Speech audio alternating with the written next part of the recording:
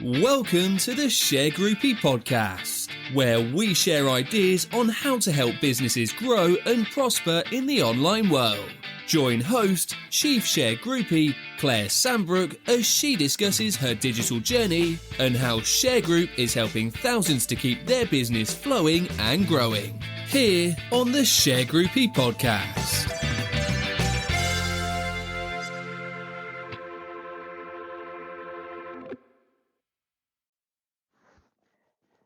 Hello everyone. Today we wanted to talk about how you maintain your happy face in the workplace, even if you don't feel too happy. A few years ago I went to a seminar where the presenter was talking about turning up every day at work as your best self. And he explained that as the business owner, if you don't do that, then actually you're letting your team down, you're letting yourself down, and you need to turn up and be that positive influence on your team and on your business every day. And I fully subscribe to that, but I think some days it's hard. You know, we get knocks in business. We are human beings as business owners. And to do that pretty much every day of the year for a number of years is a big ask. So I'm not sure I achieve that every day. I don't know if you do. If you do, I take my hat off to you. If you don't, what are some of the things that you can do to help you? Because we all need help. And I just want to talk about the one thing that helps me. And I'm sure it will help you as well. And that is the word TEAM.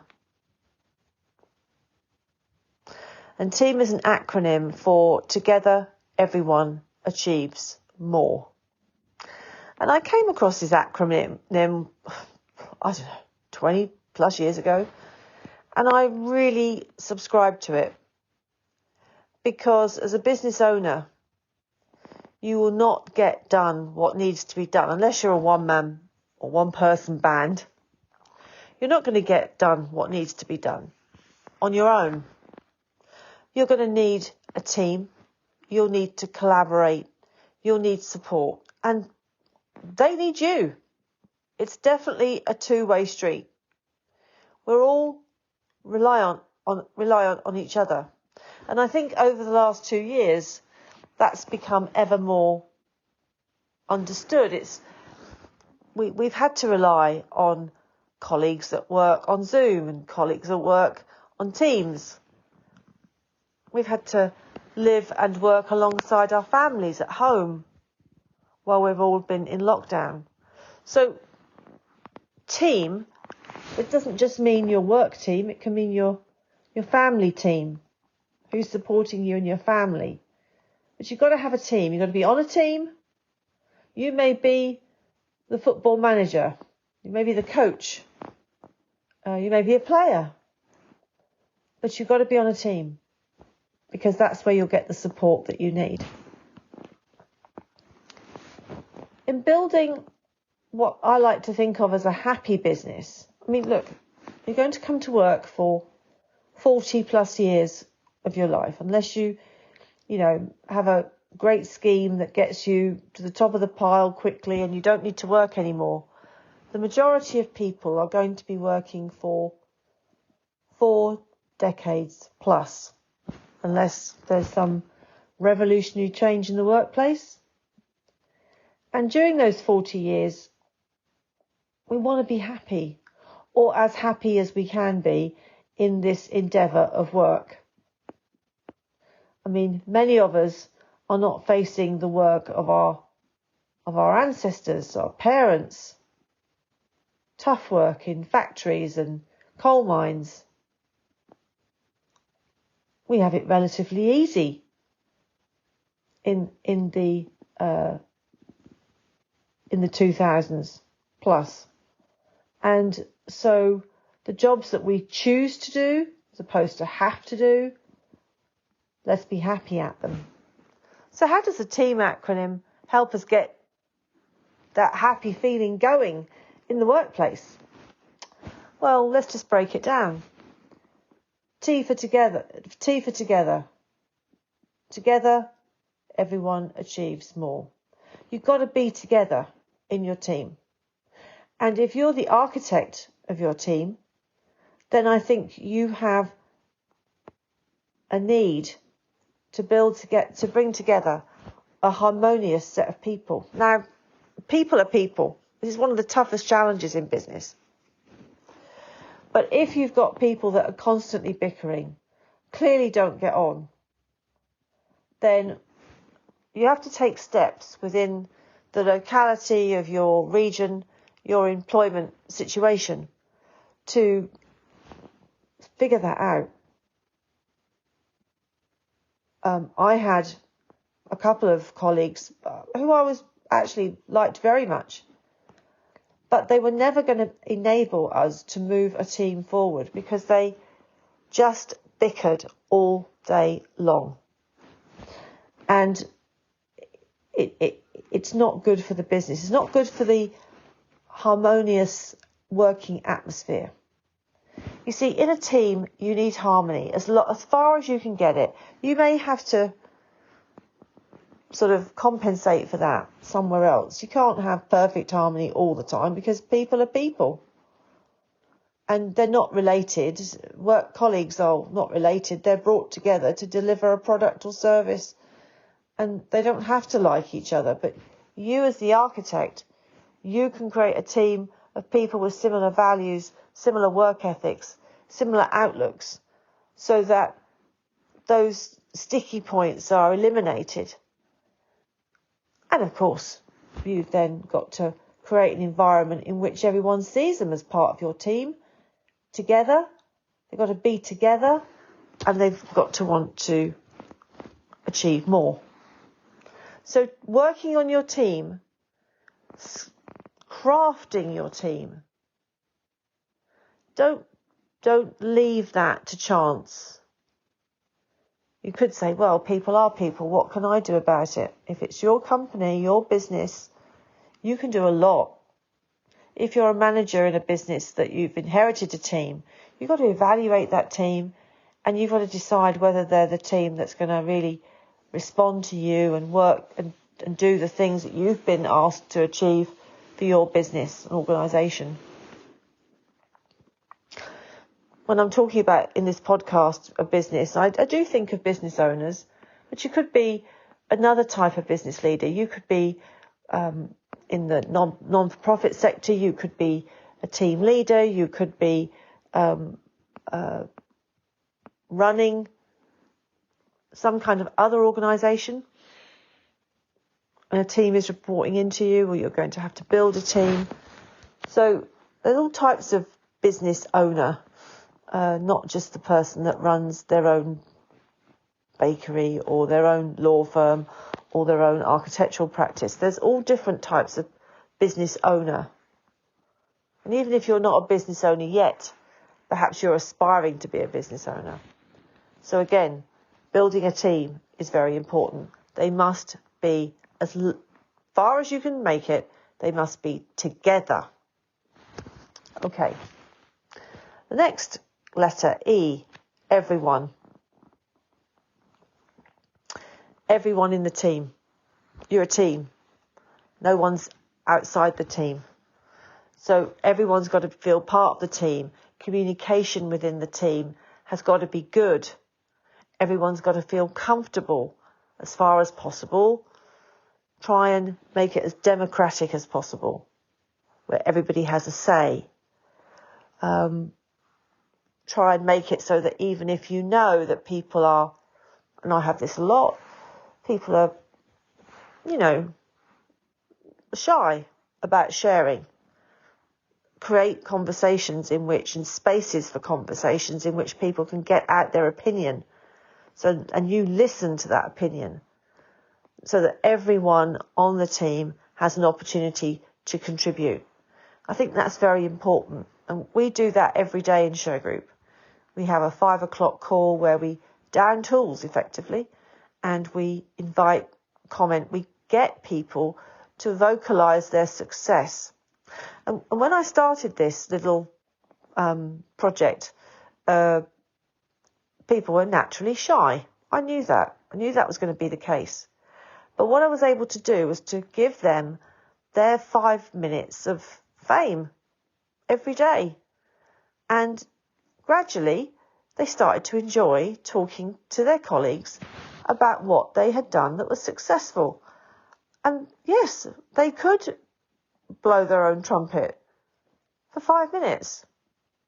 And that's all it takes for them to feel that they've been listened to, their leadership team have listened to them, their colleagues have listened to them, and they've done well. I mean, every day they come to that meeting with new things to talk about. I never get anyone come to that meeting and go, no, I didn't achieve anything today. No, it didn't work for me today. Everyone comes to the meeting with something to contribute, something positive. And, success breeds success. I've definitely seen that. And if that's one thing, simple thing that you can implement in your business, and they're not allowed to talk about anything negative. Because by the end of the day, frankly, I've had enough of fixing stuff, looking at stuff, reviewing stuff. I just want to hear what went right. And I think as a business owner as well, make time to listen to the stuff that went right. Because what you will find is that people will continue to come to you for solutions for their problems. And everyone can find something that went wrong in the day. And so I instigated this culture of positivity, of success, talking about success, because the success was kind of swept under the carpet. I don't know if that happens in your organisation, but it was kind of swept under the carpet. Nobody wanted to talk about the success. They just wanted to tell me what hadn't happened or what had gone wrong. And honestly, it was wearing me down. And because enforcement as our sort of core structure business can be like that, I drew a line. And I said at 5 o'clock, I only want you to come to this meeting and tell me what went right and what you were pleased about. And let's just, for half an hour a day, just share that with each other and stay positive. And it's really worked. So it's half an hour a day. It's just a water cooler moment, really, for those of you that think, oh, half an hour a day, what am I going to lose? Well, you're losing that in people making cups of tea in the kitchen or going to the water cooler to get a drink. It's not a big deal. And for the rest of the day, people get on with their work. So I think it's well worth carving out that 30 minutes a day. And it's good for you as well. You need to know what goes right. The next letter, A, for achieves. Together, everyone achieves. Well, there's no point having any of these sorts of initiatives if people aren't achieving. But what are they achieving? Are they achieving what you need? Are they meeting your business goals? To be happy with your business and to have a happy team, you've got to be striving forward. You've got to be achieving goals, and they've got to know what those goals and targets are. So whatever you're doing, set out what you expect and then monitor it and measure it and make sure that wherever you can, you support people to achieve what you want them to achieve. It's no point setting goals and targets that people can't achieve. Make them slightly less or show that other people in the team are achieving it and then replicate that, repeat that for every new member coming into the team. But we're all about achieving. We're all about striving forward. More. Everyone achieves more.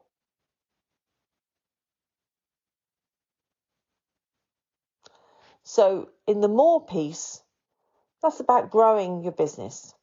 Because you've got a team, because they are a team, they're together, it includes everyone, they're achieving.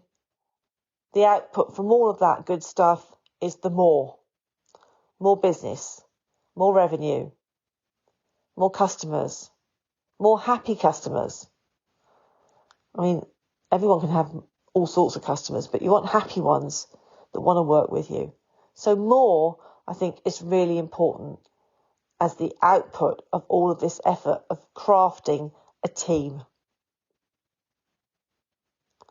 That will be your upside. And not only in terms of money, but in terms of having a group of people who are your fans, who support you, who want to support you, and they want to support your business. But if you're the business owner, they want to support you. And honestly, when something doesn't go right, there's nothing more valuable than the support of your team to rally round and help fix it. And I've had that over the years, and I can tell you I've taken a lot of solace from that. And you get to the point with these people where, no, they're not your family, but they're your work family. And you want to look after them because you know that every day they turn up and look after you and your business. And that's where it gets to the right point. That's what you want. They're looking after you and you're looking after them. And you're both, it's a symbiotic relationship. And you don't have to keep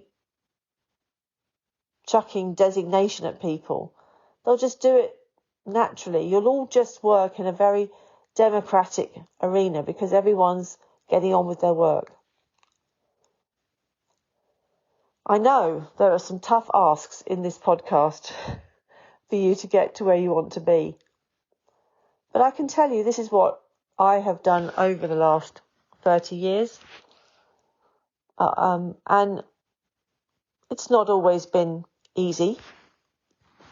But crafting a team of like-minded people, I'm not saying they're clones, they're not. They're all individuals. But crafting that team has been one of my biggest successes. And adding to that team today with the people with the right sort of DNA, it's a lot easier. We know the sort of people that will work within Shergroup. And that just makes it a pleasure because every new person you bring in, they assimilate into the team a lot more easily. And of course they have their individuality, but they understand what our team means and they get on with their work. I hope that's given you some ideas for your own team building and creating a happier business for you. That's important. You are entitled to a happy business. And for the people that work around you. And ultimately, all this good stuff means that your customers will receive what they expected.